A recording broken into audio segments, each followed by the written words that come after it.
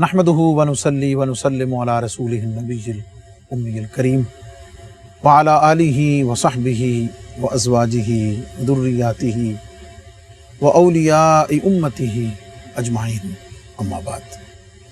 गंज बख्शे फैज़ आलम मज़हरे नूर खुदा नाक़िसारा पीर कामिल कामिलारा रहनुमा हज़रत ख्वाजा खाजगां ख्वाजा मोइनुद्दीन चिश्ती अजमेरी रहमतुल्लाह ताला अलैह हुज़ूर फैज़ आलम दाता गंज बख्श रहमतुल्लाह अलैह की बारगाह में चिल्ला कश होने के बाद अजमेर की तरफ जाते हुए हुज़ूर फैज़ आलम दाता गंज बख्श रहमतुल्लाह ताला अलैह के मरातिब व मकामात की अव्वली नकाब कुशाई इन अलक़ाबात और इस शेर के ज़रिए फरमा गए और क़यामत तक आने वाले उशाक़ान मुस्तफ़ा सल्लल्लाहु अलैहि वसल्लम और ग़ुलामान औलिया को ये पैगाम दे दिया कि लाहौर की सरज़मीन पर जो हस्ती आराम फरमा है, जलवा फरमा है, उसे कोई आम हस्ती न समझना। वो बैक वक्त गंज बख्श भी हैं, फैज़ आलम भी हैं, मज़हरे नूर खुदा भी हैं, नाक़िसारा पीर कामिल हैं और कामिलारा रहनुमा हैं। हुज़ूर सैयदी व सनदी व मुर्शिदी हज़रत दाता गंज बख्श अली हिजवेरी रहमतुल्लाह ताला अलैह की तालीमात और आपके इरशादात पर मुश्तमिल किताब और उसी किताब के उन्वान से मुअन्वन प्रोग्राम कश्फुल माजूब लेकर आपकी खिदमत में आपका मेज़बान मुफ्ती मोहम्मद रमज़ान सैलवी हाज़िर खिदमत है। इस प्रोग्राम में हम कश्फुल माजूब शरीफ के मंदरजात, हुज़ूर फैज़ आलम दाता गंज बख्श रहमतुल्लाह ताला अलैह के इरशादात, तसव्वुफ़ की इस्तिलाहात, हुज़ूर फैज़ आलम दाता गंज बख्श रहमतुल्लाह अलैह के अपने अल्फाज और उन्हीं अफ़कार के आईने और उन्हीं की बरकतों के साए में कुछ अर्ज़ करने की जसारत करते हैं। और मेरे साथ हमेशा की तरह आप सबके हम सब के जाने पहचाने बहुत ही मुअज़्ज़ज़ व मुहतरम मुहतशम, बड़ी ही दिलावेज़ और बड़ी ही इल्मी रूहानी शख्सियत हज़रत अल्लामा मौलाना मोहम्मद शहज़ाद मुजद्दिदी तशरीफ़ फरमा होते हैं। अस्सलामु अलैकुम व रहमतुल्लाह। आगे बढ़ने से पहले सबसे पहले आपको इस साल हज की सआदत के अता होने पर बहुत मुबारकबाद पेश करते हैं। इससे पहले कि प्रोग्राम शुरू करूं, चाहूँगा कि कोई एक बात उस मुबारक सफ़र के हवाले से आप मुख्तसर इरशाद फरमाएँ और फिर हम बिस्मिल्लाहिर्रहमानिर्रहीम तरफ बढ़ते हैं। मौला सल्ली व सल्लिम दाइमन अबदन अला हबीबिका खैरुल खल्क़ि कुल्लिहिम। उस बारगाह में तो मुफ्ती साहब अजीब व गरीब कैफियत, अनवार व तजल्लियात का वरूद जारी रहता है और उसका इजहार मैं करता रहा अशार की शक्ल में। वहाँ पर तवाफ़ करते हुए एक कैफियत हुई तो मैंने वहाँ लिखा कि शरफ़ तवाफ़ का हासिल हुआ बेहम्दिल्लाह, शरफ़ तवाफ़ का हासिल हुआ बेहम्दिल्लाह, मैं दारे अमन में दाखिल हुआ बेहम्दिल्लाह। माशाअल्लाह। और जहाँ पर रसूल मांगने आते रहे जहाँ से मुराद, रसूल मांगने आते रहे जहाँ से मुराद, मैं उस दियार का साइल हुआ बेहम्दिल्लाह। माशाअल्लाह। और रवां था जोश में मीज़ाबे रहमत बारी, मीज़ाबे रहमत के नीचे बैठा था। अच्छा। रवां था जोश में मीज़ाबे रहमत बारी, चमन वजूद का जलथल हुआ बेहम्दिल्लाह। और नबी करीम अलैहिस्सलाम की बारगाह में जब पहुँचे तो आका अलैहिस्सलाम के फ़िज़ो बरक़ात ने ऐसा हिसार किया कि वहाँ मैंने अर्ज़ किया कि अपना मकसूद पा गया हूँ मैं, अपना मकसूद पा गया हूँ मैं, उनकी चौखट पे आ गया हूँ। वाह सुभान अल्लाह। और शुक्र क्यों कर हो इस इनायत का, शुक्र क्यों कर हो इस इनायत का, वक्फ़ मिदहत किया गया। वाह सुभान अल्लाह। आका करीम अलैहिस्सलाम की इनायात जो हैं वो मंजूम शक्ल में मेरे साथ हैं। जब कोई पूछता है जी तो जी मैं माशाअल्लाह, इस तरह बहुत पेश खूब। कर देता अल्लाह ताला आपकी साई को मशकूर फरमाए और कबूल मंजूर फरमाए। मुअज़्ज़ज़ नाज़रीन, किताब कश्फुल माजूब शरीफ का 11वां बाब है और ज़िक्र है हज़रात अइम्मा तबा ताबईन रिदवानुल्लाह ताला अलैहिम अजमईन का। और आज हम जिस हस्ती का ज़िक्र करने के लिए आपकी खिदमत में हाज़िर हैं, उसकी ख़ुसूसियत है وہ انشاءاللہ ہم آگے چل کے اس کی نشاندہی کریں گے. وہ ہستی حضرت ابو حامد حضرت احمد بن خضرویہ بلخی رحمۃ اللہ تعالیٰ علیہ. حضور سیدی فیض عالم داتا گنج بخش رحمۃ اللہ علیہ جب کسی شخصیت کا ذکر فرماتے ہیں تو ایک خاص اسلوب میں سب سے پہلے اس ہستی کا لقب یا مختلف القابات ذکر کرتے ہیں، اور وہ القابات اتنے جامع ہوتے ہیں کہ ان 2 3 4 القابات میں اس شخصیت کا پورا تعارف بڑی جامعیت کے ساتھ حضور فیض عالم داتا گنج بخش رحمۃ اللہ تعالیٰ علیہ ارشاد فرما دیتے ہیں. حضرت ابو حامد احمد بن خضرویہ بلخی رحمۃ اللہ علیہ کے ذکر میں حضور فیض عالم داتا گنج بخش رحمۃ اللہ علیہ نے 2 لقب ابتداءً ذکر فرمائے ہیں. ایک تو آپ نے فرمایا کہ ان میں یعنی ان حضرات ائمہ تبع تابعین میں سرہنگ جواں مرداں، مشکل لفظ ہے حضرت اس کی یقیناً تشریح فرمائیں گے، سرہنگ جواں مرداں اور آفتاب خراساں، یہ بالکل ایک منفرد اصطلاح ہے جو یعنی اس وقت تک گزری ہیں. تو اس سے اس کا مطلب کیا ہے اور اس سے کس خصوصیت اور آپ کی کس فضیلت کی طرف اشارہ ہے؟ جی بسم اللہ الرحمن الرحیم. مفتی صاحب اس میں اب ایک اور انفرادیت یہ آئی ہے دوسرے لقب میں آفتاب خراسان میں. جی اب ہمیں یہاں پر صاحب کشف المحجوب کا جو تاریخی شعور ہے وہ بھی جھلکتا اور چھلکتا ہوا نظر آتا ہے کہ آپ جب کسی دور اور زمانے کی بات کرتے ہیں یا کسی شخصیت کی بات کرتے ہیں تو اس کے پورے دور اور اس کا جو زمانی پس منظر ہے جی اس پہ آپ کی نظر ہوتی ہے. ہاں، اور چونکہ آپ خود بھی اسی علاقے کے ہیں، افغانستان کے ہیں، جی اور یہ ایریا بھی خراسان کا ایک حصہ رہا ہے بہت عرصہ، اس وجہ سے بھی. اور کشف المحجوب میں آپ نے ایک جگہ لکھا بھی ہے کہ خراسان کے سفر کے دوران میں نے 300 اولیاء وقت کی زیارت کی وہاں. اچھا، خراسان جو ہے یہ مرکز ولایت و روحانیت رہا ہے صدیوں، اس وجہ سے بھی اس کی ایک اہمیت ہے.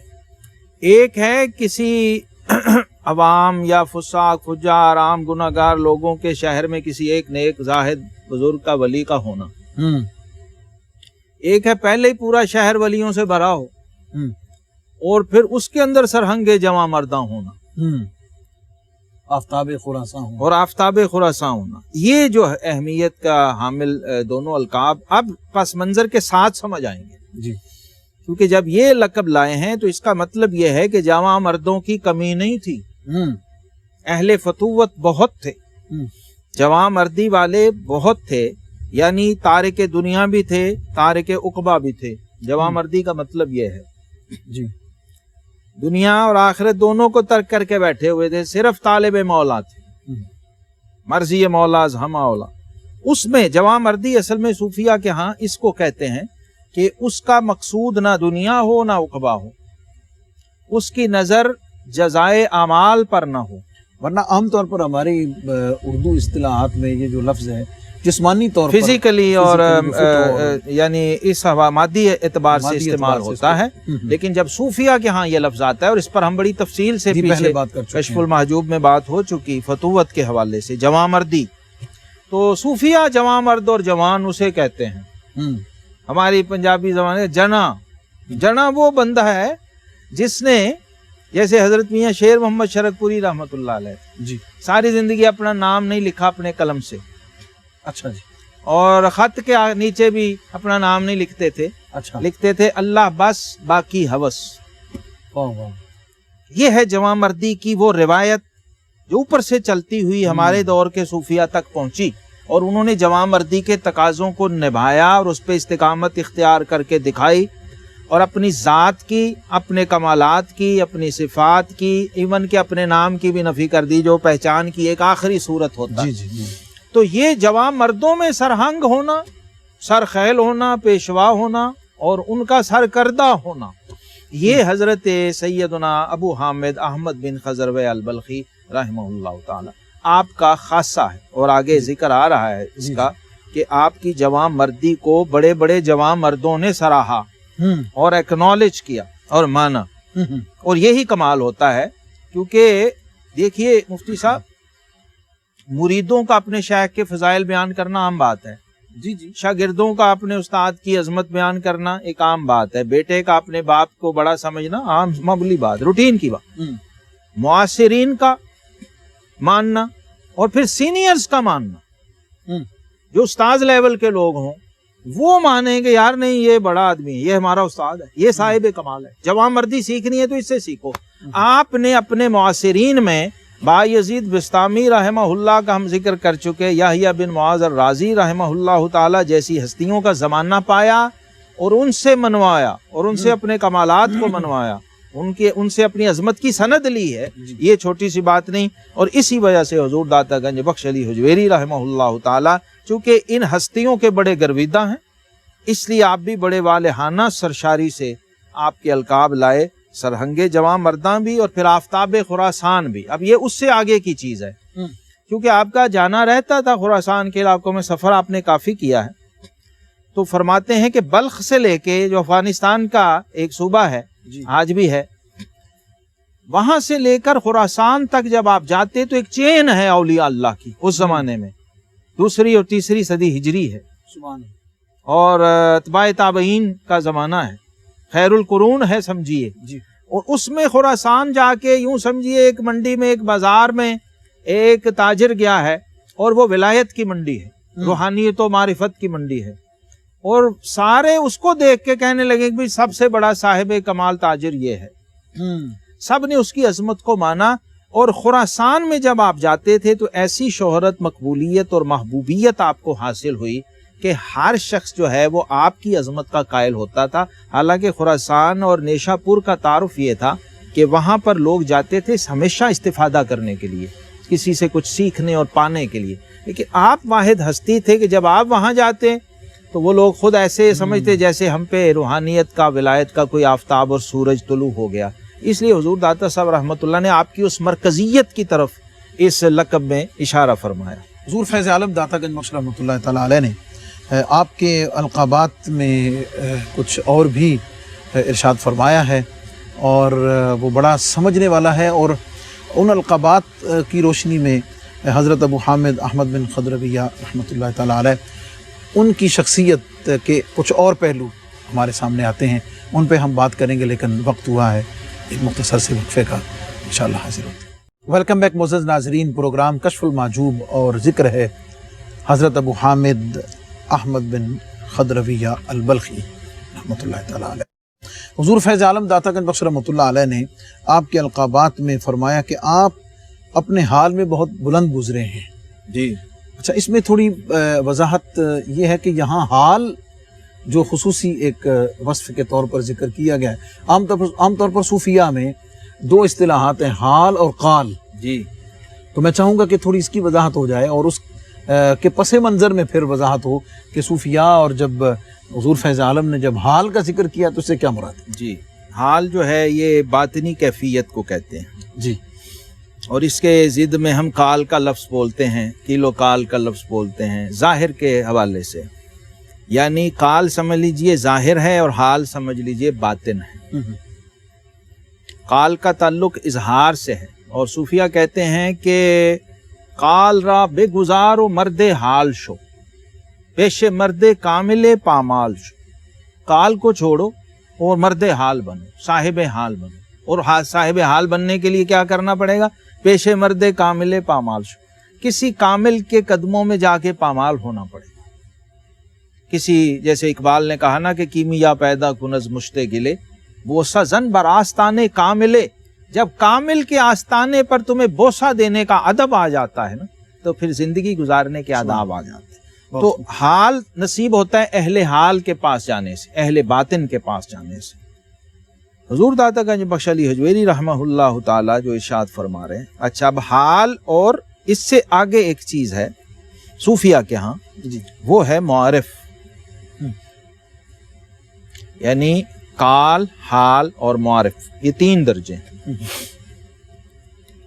حال جو ہے یہ بدلتا رہتا ہے، تبدیل ہوتا رہتا ہے، لیکن معارف جو ہیں یہ تبدیل نہیں ہوتے، کیونکہ معارف بارگاہ الہی سے ورود کرتے ہیں، اور احوال جو ہیں وہ سالک صوفی کے باطن میں پیدا ہو رہے ہوتے ہیں، تو وہ جیسے کہتے ہیں گردش احوال، احوال کا بدلتے رہنا اور اختلاف احوال بدلتے رہتے ہیں. یہاں میں ایک ہلکا سا ہنٹ اور اشارہ دے دوں دیکھنے والے ہمارے دوستوں کو، ناظرین کو، کہ اس لیے کہا گیا کہ صوفی پہ اعتراض نہ کرو. کیوں؟ کیونکہ وہ صاحب حال پہ اعتراض اس لیے نہ کرو کہ اس کے احوال بدلتے رہتے ہیں. اگر آج وہ ایک حالت میں ہے تو کل وہ کسی دوسری حالت میں ہوگا. تو تم آج والی پہ اعتراض کر بیٹھے، کل وہ تبدیل ہو گئی ہوگی. اس لیے جب وہ اپنے اوپر وارد کسی حال پر ٹھہرا ہوا نہیں ہے تو آپ اپنے اعتراض پہ کیوں ٹھہر کے اور اس وعید کی زد میں آ رہے ہیں کہ من عاد لی ولیا فقد آذنتہ للحرب، جس نے میرے دوست کے ساتھ بغض کا، دشمنی کا، عداوت کا اظہار کیا، اس نے میرے ساتھ جنگ کی. اچھا، اس کے ساتھ ہی مقتدائے قوم جی اور مرجع خواص و عوام، یہ دونوں الگ الگ یعنی مظاہر الفاظ کا انتخاب الگ الگ ہے، لیکن مرکزیت جی جس کی طرف آپ نے ابتدا میں اشارہ فرمایا حضرت ابو حامد احمد رحمۃ اللہ تعالیٰ علیہ، یعنی مقبول خاص و عام تھے آپ. جی بعض بزرگ ہوتے ہیں خواص میں ہی مقبول ہوتے ہیں، جیسے پیچھے ہم نے بعض بزرگوں کا ذکر کیا، لیکن ان کا کمال یہ تھا کہ خواص میں بھی مقبول و محبوب اور عوام میں بھی مرجع خلائق تھے. یعنی لوگ ان کی طرف رجوع کرتے تھے، یہاں تک کہ آپ کے مزار جب بن گیا تو اس کے بعد بھی اور آج بھی بلخ میں جہاں آپ کا مزار ہے مرجع خلائق ہے. تبرک کے لیے لوگ وہاں دعا کے لیے آتے ہیں، منتیں مرادیں مانتے ہیں، اور خاص طور پہ اولاد کے حصول کے لیے آپ کے مزار کو مجرب مانا جاتا ہے. اور خصوصی اوصاف میں حضور فیض عالم داتا گنج بخش رحمۃ اللہ علیہ نے جو ایک انفرادیت ذکر کی ہے وہ یہ ہے کہ آپ کا طریقہ ملامتیہ تھا اور لباس ہمیشہ سپاہی آنا تھا. اچھا، اس میں مفتی صاحب عرض کر دوں جناب، مقتدائے قوم یعنی اپنے دور میں جہاں پر آپ رہتے تھے اور جن لوگوں میں آپ رہتے تھے ان کے اندر بھی مقتدا تھے، اور جو صوفیاء صالحین تھے وہ بھی سب کے سب آپ کو اپنا پیشوا و مقتدا مانتے تھے. ورنہ ہوتا یہ ہے کہ صرف مرید ہی بطور مرشد و شیخ اپنے شیخ کو اپنا مقتدا سمجھ رہے ہوتے ہیں. لیکن حضرت ابو حامد احمد بن خضروی البلخی رحمہ اللہ تعالیٰ کی مقبولیت و محبوبیت ایسی تھی کہ آپ مرشدین اور مریدین دونوں کے اندر یکساں مقبول و محبوب تھے. لہٰذا جو قوم صوفیاء ہے، یہاں ایک معنی مقتدائے قوم سے مراد یہاں صوفیاء ہیں. جی، تمام سالکین و صوفیاء کے مقتدا تھے اپنے زمانے میں، پورے بلخ میں، بلخ سے لے کر خراسان تک. خراسان سے آپ کا ایک تعلق یوں بھی ہو گیا کہ آپ کے سسرال ہو گئے خراسان، جس کا ذکر آگے آئے گا آپ کی اہلیہ محترمہ کے تذکرے میں. اور طریقہ ملامتیہ جو ہے اس کا ذکر تفصیل سے ہم کر چکے پہلے کشف المحجوب میں، اور اس کی ایک مثال آئے گی کہ آپ اپنا لباس سپاہیانہ رکھتے تھے ہمیشہ. طریقہ ملامتیہ کا مطلب یہ ہے کہ اپنے اعمال کا کریڈٹ کبھی نہ لینا، اپنے مقامات کا کریڈٹ عوام سے کبھی نہ لینا، اور خود معبود سے بھی نہ چاہنا. اللہ اکبر. اس کا طالب نہ ہونا کہ میں یہ جو ریاضت، مجاہدہ، صوفی، تصوف، سلوک جو کچھ بھی میں کر رہا ہوں اس کے لیے مجھے کوئی سراہا جائے، کوئی اکنالجمنٹ ملے، کوئی مجھے مرتبہ مقام ملے، کوئی بینر لگے، کوئی اشتہار چھپے، کوئی نعرے لگیں. نہیں، بلکہ اس کے اپوزٹ ہے. اپوزٹ کیا ہے؟ اس زمانے میں یہ تھا کہ جو سپاہی کے لباس میں ہوتا نا اس کو کراہت کی، ناپسندیدگی کی نظر سے دیکھا جاتا تھا کہ یار یہ بندہ ٹھیک نہیں ہے. تو آپ جان بوجھ کے وہ والا لباس، حالانکہ نہ آپ کا کوئی تعلق تھا، نہ کوئی جاب تھی ایسی، نہ، لیکن لباس وہ پہن کے رکھتے تھے تاکہ لوگ آپ کو اچھی نظر سے نہ دیکھیں، کراہت کی نظر سے. اللہ اکبر. آپ کی اس بات کو بڑھاتے ہوئے حضرت مفتی احمد یار خان صاحب نعیمی رحمۃ اللہ علیہ نے تفسیر نعیمی میں ایک جگہ لکھا ہے اپنے، اور ظاہر ہے ہمارے قریب ترین زمانے میں گزرے ہیں. آپ فرماتے ہیں کہ اگر کوئی سالک اور صوفی یہ چاہے کہ لوگ اس کی طرف متوجہ نہ ہوں تو وہ عالم ہونے میں شہرت اختیار کرے. ٹھیک، کہ لوگ عام طور پر بہت صحیح بات لکھی ہے، یعنی اسی کی طرف، یہ اسی کی طرف مثال دیتے ہوئے مفتی صاحب نے بالکل صحیح بڑھایا کہ یعنی اس زمانے میں اس لباس میں ہونا لوگوں کے لیے کوئی اس میں ناپسندیدہ سمجھا جاتا تھا. لوگ آوازیں کستے تھے یار جو نہیں جانتا یہ احمد بن خضروی ہے وہ تو کوئی نہ کوئی فکرہ کسے گا. اچھا، حضور فیض عالم داتا گنج بخش رحمۃ اللہ تعالیٰ علیہ نے معزز ناظرین، جو میں نے انٹرو میں عرض کیا تھا کہ ایک خصوصیت ہے آپ کے ذکر پاک میں، اور وہ بنیادی طور پر ذکر ہے حضرت ابو حامد احمد رحمۃ اللہ تعالیٰ علیہ کی اہلیہ محترمہ کا ذکر پاک ہے، جو حضور فیض عالم داتا گنج بخش رحمۃ اللہ تعالیٰ علیہ نے ضمناً کیا ہے، اور حضرت رابعہ بصریہ رحمۃ اللہ تعالیٰ علیہ ان کے بعد یہ دوسری کاملہ خاتون ہیں کہ حضور فیض عالم داتا گنج بخش رحمۃ اللہ علیہ نے ان کا ذکر تفصیل سے کیا ہے، اور تفصیل سے ذکر کرنے میں چند ایک باتیں بڑی دلچسپ زیر باس آئیں گی، لیکن میں بالکل اپنے معزز ناظرین سے یہ گزارش کروں گا کہ ہم آپ کے ذکر پاک میں آپ کی جس خصوصیت اور جس اعلیٰ درجے کی استقامت کی طرف ہم آگے ذکر میں بڑھیں گے، میں چاہوں گا کہ اس کو آخر تک سننا ضروری ہے، تاکہ جتنے اشکالات اس ذکر میں ابتدا میں آئیں گے، حضور فیض عالم داتا گنج بخش رحمۃ اللہ تعالیٰ علیہ نے خود ان کا جواب آخر میں ذکر کر دیا ہے۔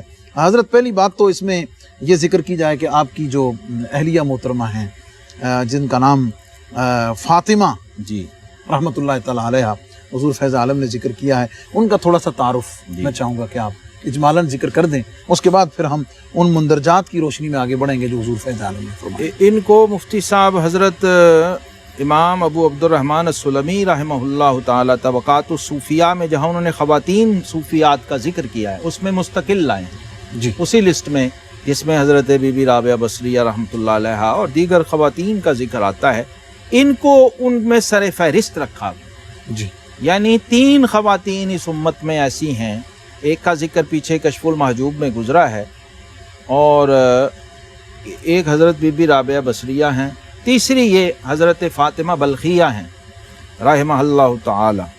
یہ امیر بلخ کی صاحبزادی تھیں، یعنی شہزادی تھیں سمجھ لیجئے، بادشاہ وقت کی بیٹی۔ بادشاہ وقت کی، اور شاہی خاندان سے تھیں، اور ان کی جو والدہ تھیں وہ خراسان کے بادشاہ کی بیٹی تھیں، یعنی نسل در نسل وہ خراسان سے جو تعلق بنتا ہے سسرالی کا، ساحریت کا، حضرت ابو حامد احمد بن خضر بلخی کا، وہ انہی کی نسبت سے بنتا ہے۔ تو اس طرح سے شاہی خاندان سے مستقل وابستگی تھی، اور بہت عظیم الشان پس منظر تھا نسبی طور پر، لیکن عجیب و غریب بات یہ ہے کہ علم کا ذوق ان کا انتہا درجے کا تھا کہ یہ 7 سال جا کے مکہ معظمہ میں مستقل مقیم رہیں، سبحان اللہ، تعلیم حاصل کی، قرآن پاک کی تفسیر کا علم حاصل کیا، سند کے ساتھ حدیث کا سماع کیا ائمہ حدیث سے، اور اس دوران کچھ وقت بیت المقدس میں بھی جا کے گزارتی تھیں عبادت کے لیے۔ یہ ذوق تھا شہزادی ہونے کے ساتھ ساتھ علم و فضل کا، عبادت کا، تقوی کا، اور مجاورت حرم کا، خانہ کعبہ کا۔ اس اور ایسی ہی کوئی خاتون ہو سکتی ہے میرا خیال ہے کہ جو شہزادی ہونے کے باوجود کسی صوفی اور درویش کی طرف اس کو اٹریکشن ہو، خود رغبت ہو، لہٰذا آپ نے حضرت احمد بن خضروی رحمۃ اللہ تعالی علیہ کو خود نکاح کا پیغام بھجوایا تھا، جی، اور انہوں نے معذرت کی تھی، ریجیکٹ کر دیا تھا کہ نہیں جناب، پھر انہوں نے کہا، پھر انہوں نے ریجیکٹ کیا، پھر تیسری بار انہوں نے کہا کہ میں کسی اور وجہ سے نہیں کہہ رہی، ظاہری حسن و مجھے جمال، دینی رہنمائی، آپ جوان ہیں، خوبصورت ہیں، مجھے معلوم ہے، لیکن روحانیت نورانیت بہت ہے، میں تو دینی رہنمائی چاہ رہی ہوں، میں شہزادی ہوں، کسی شہزادے کے ساتھ چلی جاؤں گی، میرا سارا دینی علمی ذوق پیچھے کا پیچھے رہ جائے گا۔ اب دیکھیں ان کی کوالیفیکیشن کیا ہے اس زمانے کے حساب سے، اور اس میں جو جملہ ایک محدثہ کی کوالیفیکیشن ہے، یعنی جو جملہ ساتھ فرمایا کہ راہ راست سے ہٹانے والے بہت ہیں، ہاں، مجھے رہبر کی تلاش ہے، اس لیے میں آپ کی طرف۔ تو رہبر ظاہر ہے وہ ان سے بڑا رہبر کون ہو سکتا تھا، اور اس طرح کا قرب حاصل ہو کہ ظاہری باطنی دونوں طرح کی رہنمائی حاصل ہو، لہٰذا حضرت احمد بن خضروی رحمۃ اللہ تعالی علیہ نے آپ کے اس پیغام کو شرف قبولیت بخشا، اور آپ ان کے عقد میں آئیں۔ اس پر بات آپ کے ذکر پاک کو آگے مزید بڑھائیں گے۔ معزز ناظرین، حضرت فاطمہ رحمۃ اللہ تعالی علیہا زوجہ حضرت ابو حامد احمد خضروی رحمۃ اللہ تعالی، ان کا ذکر مختصر آپ نے سنا، مزید آپ کی سیرت پاک پر کچھ باتیں انشاءاللہ العزیز ہم ضرور کریں گے، لیکن ایک مختصر سے وقفے کے بعد stay with us. Welcome back معزز ناظرین، پروگرام کشف المحجوب، اور ذکر ہے ابو حامد حضرت احمد بن خضروی رحمۃ اللہ علیہ۔ آپ کے ذکر پاک میں ضمناً آپ کی زوجہ محترمہ، اہلیہ محترمہ، جو بلخ کے بادشاہ کی صاحبزادی اور شہزادی جو آپ کے عقد میں آئیں، ان کی اپنی خواہش پر ان کا تھوڑا علمی ذوق اور روحانی مرتبہ اور مقام اور اس رشتے کا سبب آپ نے سنا، اس کے نتیجے میں حضرت ابو حامد رحمۃ اللہ تعالیٰ علیہ نے پیغام نکاح بادشاہ وقت کو بھیجا۔ اب حضور فیض عالم داتا گنج بخش رحمۃ اللہ علیہ فرماتے ہیں کہ امیر بلخ نے ایک مرد خدا اور عارف کامل سے اپنی صاحبزادی کو نامزد کرنا اپنے لیے عین سعادت جانا اور فوراً رشتہ کر دیا۔ اب یہ بھی اس دور کے اندر ایک میں سمجھتا ہوں خیر کی اور برکت کی بات تھی کہ جو لوگ اہل سلطنت تھے، اہل حکومت تھے، وہ اہل حال اولیاء اور عرفاء صلحاء کے ساتھ رشتہ داری کو اپنے لیے سعادت سمجھتے ہیں۔ حضرت بڑی ایک نادر سی چیز ہے یہ آج کے، اب تو بہت ہی سمجھے ناپید ہے، بلکہ نادر سی اب چیز تو ہے، ناپید ہے، اب تو اس کو عیب سمجھا جائے گا۔ ہاں اس زمانے میں یہ مفتی صاحب 10ویں صدی ہجری تک یہ روایت آئی ہے۔ یہ ہمارے لاہور میں انجینئرنگ یونیورسٹی میں آرام فرما ہے حضرت خواجہ سید خامد محمود المعروفی شاہ رحمۃ اللہ تعالی، جی شاہ نقشبند کی اولاد ہیں، جی جی جو مغل شہزادیاں ہیں وہ آپ کے بیٹوں کے ساتھ بیاہی ہوئی تھی، اور اورنگزیب جو ہیں اپنے ظہیر الدین بابر سے لے کر اور ان کی آگے اولاد تک، جہانگیر تک، آپ کے خانوادے کے ساتھ ان کی عقیدت اور محبت کا اظہار وراثت میں ملا، اور اس کا آخری حد یہ تھی کہ انہوں نے اپنی صاحبزادیوں، اپنی شہزادیوں کی شادیاں آپ کے شہزادوں کے ساتھ، جو علمی اور روحانی شہزادے تھے، ان کے ساتھ کرنے کو سعادت جانا، اور یہاں تک انہوں نے کہہ رکھا تھا کہ حضرت اگر تشریف لائیں تو ہماری حرم سرا میں کوئی پابندی نہیں، آپ جب چاہیں جہاں چاہیں تشریف لا سکتے ہیں۔ اتنا اعزاز و اکرام تھا بزرگان دین کا، اور جب تک یہ رہا ہے اللہ تعالیٰ نے مسلمانوں کو عروج اور عظمت بھی عطا فرمائی ہے۔ اور میں نے ایک تاریخ کے طالب علم ہونے کے ناطے میں یہ سمجھا ہوں کہ جب تک سلاطین اسلام اور حکمرانان اسلام جو ہیں یہ درویشوں فقیروں کے در سے وابستہ رہے ہیں، اللہ تعالیٰ نے ان کو عزت دی ہے، اور جب انہوں نے اللہ کے فقیروں کو، درویشوں کو چھوڑا ہے تو یہ رسوا ہوئے۔ یہ روایت تو آج بھی میں سمجھتا ہوں اس کو برقرار رکھنا چاہیے۔ سلطان صلاح الدین ایوبی اور محمود غزنوی سے لے کے اور سلطان اورنگزیب عالمگیر رحمۃ اللہ علیہ تک یہ روایت زندہ رہی ہے۔ سبحان اللہ۔ حضور فیض عالم داتا گنج بخش رحمۃ اللہ تعالیٰ علیہ نے اس شادی کے ہو جانے کے بعد حضرت فاطمہ رحمۃ اللہ تعالیٰ علیہ ان کے معمولات میں ذکر یہ فرمایا ہے کہ آپ نے حضرت ابو حامد کے گھر میں پہنچتے ہی اپنے دنیاوی مشاغل تمام کے تمام ترک فرما دیے، گوشہ نشین ہو گئیں، اور خلوت خانہ خاص میں بس صرف حضرت احمد اور حضرت فاطمہ ہی رہتے تھے۔ اب یہ کیا تھا؟ یہ اتنے سے لفظ سے سمجھ نہیں آئی، یعنی جس مقصد کے لیے شادی کی تھی اس کی تکمیل میں لگ گئیں۔ جی جی کہ حضور مجھے سلوک اور منازل سلوک طے کروائیے۔ مفتی صاحب یہاں میں عرض کر دوں، حضور غوث پاک سیدنا شیخ عبد القادر جیلانی رضی اللہ عنہ کی والدہ ماجدہ کا اسم گرامی بھی فاطمہ تھا۔ فاطمہ جی جی ہاں۔ اور جب شادی ہوئی ان کی تو پہلے 3 دن 3 راتیں تینوں میاں بیوی مصلی پہ رہے، غوث پاک کے والدین۔ اور سیدنا عمر بن عبدالعزیز رحمۃ اللہ کی اہلیہ محترمہ جو ہے ان کا نام بھی غالباً فاطمہ ہی تھا، وہ بھی شہزادی تھی بنو امیہ کی۔ جی جب آپ نے خلافت سنبھالی تو آپ نے فرمایا اگر آپ چاہیں تو آپ جا سکتی ہیں، کیونکہ اب روز نیا جوڑا بدلنے کے لیے میں نہیں دے سکتا، ایک ہی جوڑے میں گزارا۔ انہوں نے کہا مجھے آپ کا ساتھ چاہیے چاہے ایک جوڑے میں ہی۔ یہ وہ روایت الحمدللہ مسلمانوں میں رہی، اور ایسے لوگ ہمیشہ رہے ہیں جنہوں نے اس روایت کو زندہ، اس بی بی نے بھی دنیا کو ترک کیا اور امہات المومنین کی اس سنت کو لیا جس میں اللہ تبارک و تعالیٰ نے فرمایا تھا کہ چاہو تو دنیا کی نعمتیں لے لو، چاہے تو اللہ اور اس کے رسول کو لے لو۔ انہوں نے کہا ہمیں اللہ اور اس کے رسول چاہیے۔ ان بیویوں نے اللہ اور اس کے رسول کو اصل میں چنا اس واسطے سے، اس وسیلے سے کہ یہ اللہ کا دوست، اللہ کا ولی، تو ظاہر ہے اللہ رسول کے رستے اور طریقے پہ ہے، اس کے پاس تو اور کچھ ہے ہی نہیں۔ انہوں نے، ان بیویوں نے چونکہ اہل ولایت تھیں، اہل روحانیت و معرفت تھیں، اور ان کے پاس دینی شعور تھا، لہٰذا اپنی ترجیحات کو، اپنی پرائرٹیز کو اس کے مطابق سیٹ کر لیا۔ اب یہاں تک نوبت آ گئی کہ یہاں تو لکھا ہے کہ حضرت بایزید بستامی رضی اللہ عنہ کی زیارت کا شوق ہوا حضرت احمد بن خضروی رحمۃ اللہ. اب یہ وہ زمانہ ہے جس میں بستام میں بایزید بستامی رحمۃ اللہ جلوہ فروز ہیں. اور ایک روایت میں ہے کہ حضرت فاطمہ بلخیہ نشا پوریہ رحمۃ اللہ علیہ انہوں نے فرمائش کی کہ حضرت بایزید بستامی کی زیارت کرنی چاہیے. اچھا، میں چاہوں گا کہ یہ جو زیارت کے لیے جانا ہے حضرت بایزید بستامی رحمۃ اللہ علیہ کی خدمت میں حضرت فاطمہ بلخیہ کے یعنی دونوں حضرت ابو حامد رحمۃ اللہ تعالیٰ علیہ کا اور آپ دونوں کا اکٹھا جانا، میں چاہوں گا کہ تسلسل کے ساتھ سب سے پہلے اس حاضری اور اس کیفیت اور وہ سارا جو ہے نا وہ آپ بیان فرما دیں، بالکل، تاکہ ہمارے ناظرین کو وہ پورا چیز سمجھنے میں آسانی ہو. بالکل صحیح. اب وہ جب شوق پیدا ہوا تو سفر کیا، اور اس کی وجہ یہ تھی کہ حضرت بایزید بستامی کا حضرت احمد بن خضروی سے بہت قریبی تعلق تھا محبت کا، ورنہ بایزید بستامی رحمۃ اللہ تعالی اس طرح لوگوں سے ملتے نہیں تھے کہ کوئی اہتمام سے جا رہا ہے اور وہ آگے تیار بیٹھے ہوں. یہ ان کی روٹین نہیں تھی. ان سے چونکہ تعلق تھا تو انہوں نے کہا کہ ہاں چلتے ہیں اور وہ ہمیں ملیں گے بھی.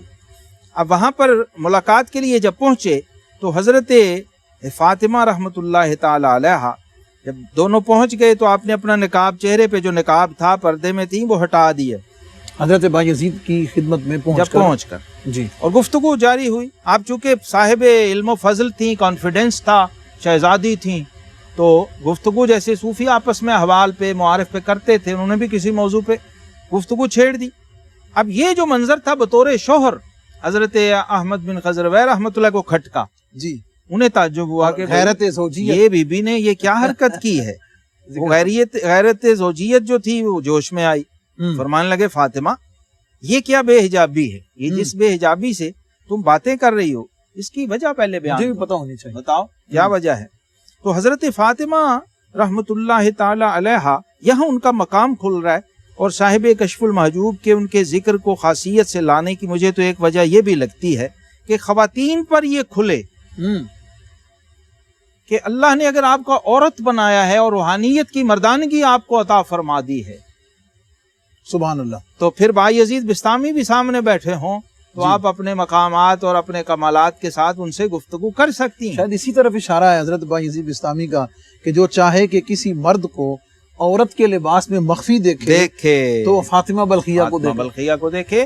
اور حضرت ذوالنون مصری رحمۃ اللہ تعالی علیہ سے کسی نے پوچھا تھا نا جی کہ آپ نے جن اہل کمال کو آج تک دیکھا ہے ذرا ان کا ذکر کریں. فرمایا ایک مرد اور ایک عورت کو دیکھا ہے، اور وہ جو ایک عورت تھی آپ نے فرمایا وہ فاطمہ نشا پوریہ تھی. اب ذوالنون مصری سے خراج لینا چھوٹی سی بات نہیں ہے، یحییٰ بن معاذ الرازی سے خراج لینا چھوٹی سی بات نہیں ہے. تو آپ نے فرمایا، اب دیکھیے جواب اور ان کی معرفت دیکھیے. فرمایا احمد تم محرم طبیعت ہو اور بایزید محرم طریقت. اللہ، تم محرم طبیعت ہو یعنی جنسی تعلق کی وجہ سے، مادی تعلق کی وجہ سے، اور بایزید باطنی اور روحانی محرمیت رکھتے ہیں. تمہارے ذریعے میری آتش حرص و ہوا کا علاج ہوتا ہے اور ان کے ذریعے خدا رسی ہوتی ہے.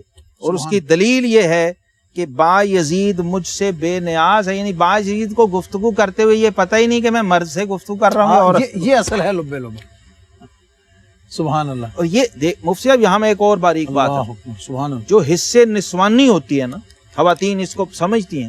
حصے نسوانی ایسی چیز ہے کہ وہ مرد کو دیکھتے ہی سمجھ لیتی ہیں، اور اس کی جو ریفلیکشنز ہوتی ہیں نا، ویوز ہوتی ہیں، انہیں پتہ چل جاتا ہے کہ یہ کس ٹائپ کی کیفیت ہے، پازیٹیو ہے یا نیگیٹو ہے. اس رینج میں جاتے ہی، اس اورا کے اندر جاتے ہی. تو سیدہ فاطمہ صاحب معرفت و روحانیت تھیں، وہ کشف سے اور حال سے محسوس کر سکتی تھیں اس بات کو کہ بایزید بستامی کا حال کیا ہے. اور میرا وجدان یہ کہتا ہے کہ وہ شاید بایزید بستامی سے ملنے ہی اس لیے گئی تھی. سبحان اللہ. کیونکہ بایزید بستامی کے بارے میں یہ بات بڑی مشہور و معروف تھی کہ بایزید مرد و عورت کا فرق نہیں جانتے، یہ مشہور تھی. بایزید بستامی فرمایا خاص کیفیت روحانیت کی وجہ وہ فرمایا کرتے تھے کہ میرے لیے عورت اور دیوار برابر ہیں. وہ اس کو چیک کرنے گئی تھی کہ بایزید واقعی اپنے اس حال میں سچے ہیں یا نہیں ہیں. اب جب بایزید بستامی رحمت اللہ کے ساتھ سارا یہ معاملہ ہو گیا، بے تکلف سے کلام فرمایا، اور یہ پھر نشست جاری رہی. اور ایک موقع ایسا آیا کہ آپ نے مہندی لگائی ہوئی تھی اور حضرت بایزید بسطامی رحمۃ اللہ کی نظر ہاتھ پہ، مہندی والے ہاتھ پہ پڑی تو فرمایا فاطمہ ہاتھوں میں مہندی لگائی ہوئی ہے؟ آپ نے فرمایا بایزید اب تک مہندی تو میں نے ہر بار لگائی ہوتی تھی، لیکن آج آپ کی نظر مہندی پہ پڑی ہے، اب میرا آپ کے ساتھ رابطہ بے حجاب جو تھا وہ اب ختم ہو گیا۔ کیوں؟ کیونکہ اب تمہاری نظر مجھ پر پڑنے لگی، اب آپ سے بے حجابی حرام ہو گئی، حجاب پھر دوبارہ سبحان۔ یہ ایک حال ہے، یہ ایک کیفیت ہے جس میں سے یہ دونوں بزرگ گزرے ہیں، دونوں صاحب حال بزرگ گزرے ہیں، اور سیدہ فاطمہ بلخیہ کی کسوٹی پر بایزید بسطامی کا حال پرکھا گیا کہ اکثر اس کیفیت میں رہتے تھے، کبھی کبھی اس سے باہر آتے تھے۔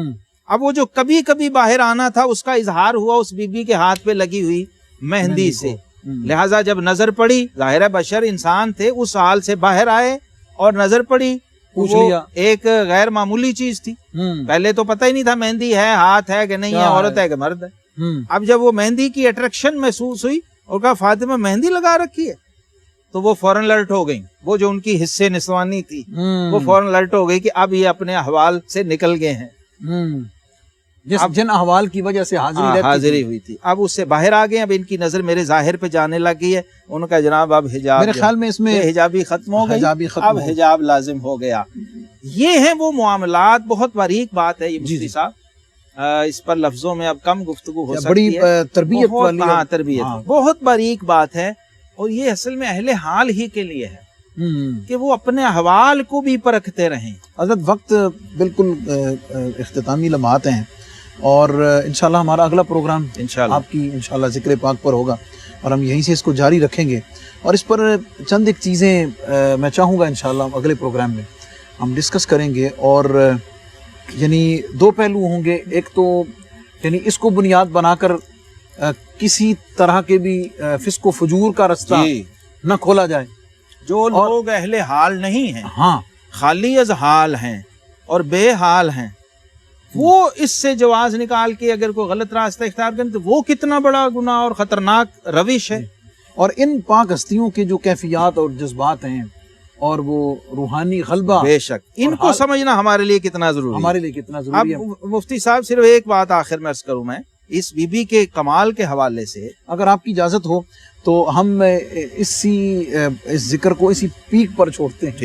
ٹھیک ہے جناب، تاکہ ہمارے معزز ناظرین جو ہیں ان کا اشتیاق، اور خاص طور پر ہماری ماؤں بہنوں بیٹیوں مستورات کا جو اس میں حضرت فاطمہ بلخیہ نیشا پوریہ رحمۃ اللہ تعالیٰ علیہ کے ذکر پاک میں جو خصوصیت سے آپ کے احوال کا ذکر ہوا ہے، اس کو وہ اس کا انتظار رکھیں، اس کو سن سکیں، اور آپ کی شخصیت کے جو مزید روحانی پہلو ہیں ان پر بات ہو سکے۔ معزز ناظرین، آپ نے اجمالی ذکر اور اس کے بعد کو تھوڑی سی تفصیل کے ساتھ ذکر سنا جو ضمناً حضرت ابو حامد احمد خضربی رحمۃ اللہ تعالیٰ علیہ ان کی اہلیہ محترمہ کا، اور اس میں ہماری ماؤں بہنوں بیٹیوں مستورات سب کے لیے میں سمجھتا ہوں ہدایت کے اور احوال کے، تربیت کے بڑے روشن اشارے ہی نہیں، بڑے روشن مینار ہیں۔ معزز ناظرین، اس کے ساتھ ہی اپنے میزبان محمد رمضان سالوی کو اجازت دیجیے۔ بہت بہت شکریہ جناب کا۔ معزز ناظرین، اسی پروگرام کو آگے جاری رکھتے ہوئے اسی ذکر پاک کے ساتھ انشاءاللہ آپ کی خدمت میں دوبارہ حاضر ہوں گے۔ اپنا اپنوں کا دائیں بائیں سب کا بہت خیال رکھیں، کیونکہ اسی میں ہم سب کی بھلائی ہے۔ السلام علیکم ورحمۃ اللہ وبرکاتہ۔